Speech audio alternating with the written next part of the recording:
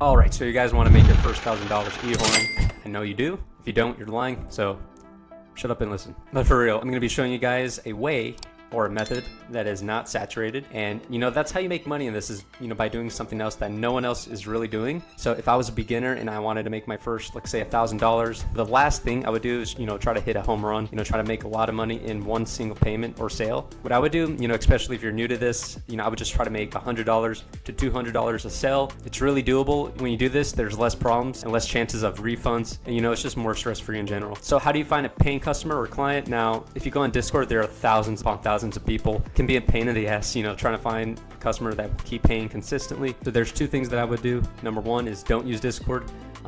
It's not that it's impossible to make money on there. It's just more difficult in my opinion. I would use a dating app such as Hinge, Bumble, as well as a fake phone number. If you happen to get banned on there, you still have their contact. Pretty much what you want to do at first is, just look at the profile, age. I would choose 40 and older. And usually the younger they are, the less money they will have. It's not an exact science, but in my experience, that's what I found. Now you want to look at what they do for work. You guys are looking for business owners, pretty much just any high paying job.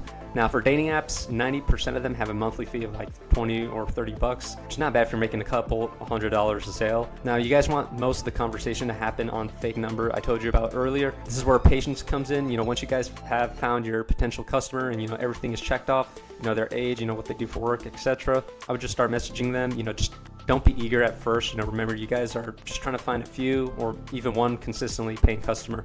So talk to them for a few days. These are some of the questions you'll want to ask them. What do you do for a living? What car do you drive? How old are you? Where do you live? Blah, blah, blah.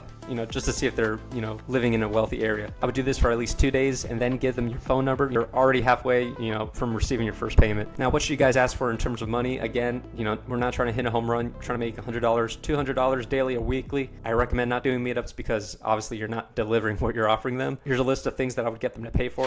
As you can see, these are pretty easy stuff to ask for in terms of money. It's very minimal, especially again, if you checked off all of the boxes in terms of, finding potential paying client. It's passive income. It's not a one-time payment thing. As long as you keep the connection, keep the conversation going, just keep stacking your money pretty much. Ideally, you do this with a couple of people or more. Obviously it's going to take more time and more work talking to multiple people, but the average millionaire has 7 sources of income. So surely you can talk to 7 or more of these creeps at once. Ideally, you want to start making $100, $200 a day, with multiple clients. And you can kind of, rotate it and schedule like what days you'll be asking for payment. Now, once you start seeing the money, you can save it, you can invest it.